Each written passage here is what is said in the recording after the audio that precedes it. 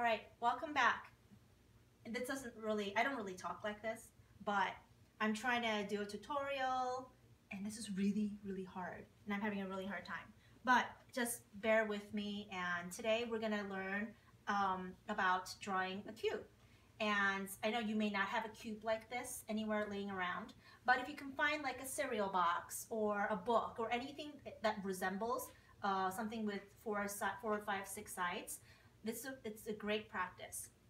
And to make it a little bit different today, what we're gonna do is I'm actually gonna have my beginner student and one of my advanced students draw the cube after I give a little tutorial about it, and I can show you an example how somebody who's not really ever done it before, what the difference is between the beginner student and the advanced student, and what the differences are, and how we can practice to get to the advanced level. So I don't know if you remember last time we talked about 3-level shading, and how 3-level shading is just an easy way to give source of light. So that we have a light source coming down from the top hitting this cube. So basically this part is the lightest form. So if you have your 3-level shading, basically this is going to be a level 1. And then between these two levels, they're very similar in color, but this one's further away from me, so that's going to be a little bit darker, so it'll be a level 3. And this side is closer to me, so it'll be a level 2. So we're just going to do step by step and try to shade this cube in really quickly. Excuse me. And I hate how this makes my fingers look really fat, but oh well. And I hurt my hand, I have a boo-boo. So we're going to draw this cube. This line is actually closest to me, and I'm going to draw that first.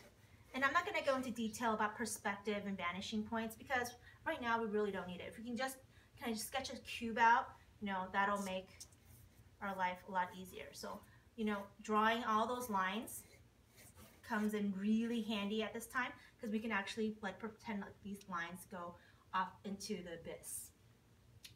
And we're going to draw our side lines here that are parallel with these lines. So they're actually parallel, meaning that they will never touch. They'll just go straight up and never ever touch. So we're going to draw this. And right now behind me, I have 2 students listening to what I'm saying so that they can actually try drawing this cube.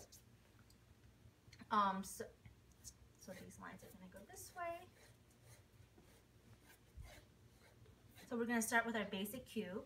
And I like to go kind of beyond just the cube itself. So then, because there's reasons why erasers were created. So we can actually go back and erase our mistakes. And sometimes I'll make several lines before I get it straight, because there's no way in God's green earth that you can sit there and draw a perfect straight line. So I like to go over it a couple times. Sometimes it gets a little curvy. I'll draw several of them, and I'll pick one that I like and go back and erase it. And that's okay. That's how you learn how to draw straighter lines, by practice. I had a professor in college who made me draw a circle for 8 hours because he thought it was funny. But I can draw really good circles. Yay!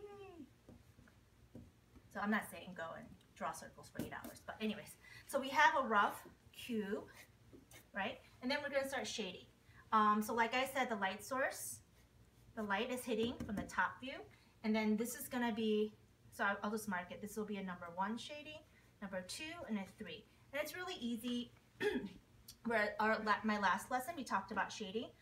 Number 1 is basically you go over it 1 time, all the way across. I can hear you whispering back there.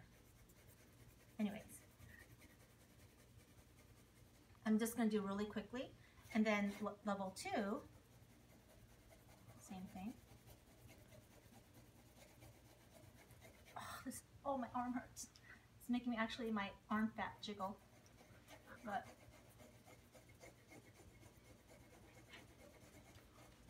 it's really good exercise. It's like the shape weight.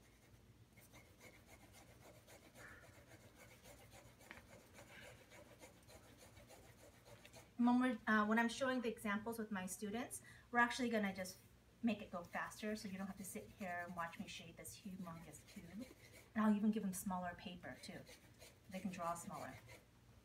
So already, by doing 1 level and 2 levels, there's already a little bit of difference.